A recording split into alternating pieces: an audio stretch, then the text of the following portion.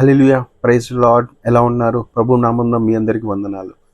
చూడండి, కొన్ని విషయాలలో అవునా మనకి మంచి జరగట్లేదు. ఏం చేస్తున్నా, ఏది పట్టుకున్నా నష్టమే వస్తుంది. ఏం ఆలోచించినా అవునా కీడు అన్నది వెంట వస్తూనే ఉంది. అసలు ఏంటి అర్థం కాని సిచ్యువేషన్లో ఇలా జరుగుతున్నాయి.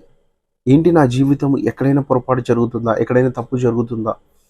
ఏంటి ఇలా నా కుటుంబము ఇలా దరిద్రమైన స్థితిలోకి వెళ్తుంది. ఏం చేయాలి? ఏం చేస్తే పరిష్కారం వస్తుంది అన్న డౌట్స్లో నువ్వు ఉన్నావేమో.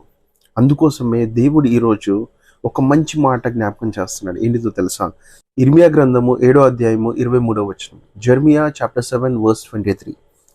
This is what I told them, obey me and I will be your God and you will be my people. Do everything as I say and all will be well. ఏదనగా నా మాటలు మీరు అంగీకరించిన ఎడల నేను మీకు దేవుడనై ఉందును, మీరు నాకు జనులై ఉందురు. మీకు క్షేమము కలుగునట్లు నేను మీకు ఆజ్ఞాపించుచున్న మార్గం అంతటి యందు మీరు నడుచుకునుడి. హల్లెలూయా.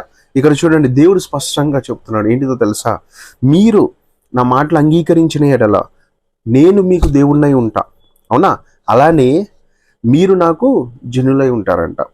అలాగే ఏదైతే ఉందో, అవునా, నువ్వు ఏదైతే ఆశపడుతున్నావో, ఏదైతే అనుకుంటున్నావో నీ జీవితంలో, ఏదైతే మంచి జరగాలనుకుంటున్నావో, ఒకవేళ ఆయన మాటల్ని నువ్వు విని గైకొని నడుచుకుంటే అవన్నీ నీకు దేవుడు సమకూర్చి, అవునా, మంచి ఆశీర్వాదాలను కుమ్మరించి, ఏదైతే చెడు అనుకుంటున్నావో ఆ చెడుని దేవుడు మంచిగా మారుస్తాడంట.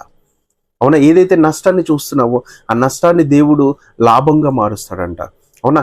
ఏదైతే దరిద్రాన్ని చూస్తున్నాడో ఆ దరిద్రాన్ని దేవుడు తీసేసి, అవునా, ఆశీర్వాదాన్ని కుమ్మరిస్తాడంట. అవునా? అందుకోసమే చూడండి, అందుకే ఆయన యందు గైకొని, ఆయన మాటలు గైకొని, ఆయన యందు నడిచి ఆయనని విశ్వసిద్దాము. దేవుని యందు గొప్ప ఆశీర్వాదాలను చూద్దాము. అందుకోసమే ఈరోజు మంచి అవకాశం వచ్చింది. తిరిగి ఆయన యందు విశ్వాసం ఉంచి, ఆయన యందు నమ్మకం ఉంచి మనము ముందుకు నడవటానికి. అవునా? విశ్వాసముతో ఆయన నమ్ముదాము, విశ్వాసంతో ముందుకెళ్దాము. దేవుడు మన యందు గొప్ప కార్యాలు చేయబోతున్నాడు. ఆమేన్.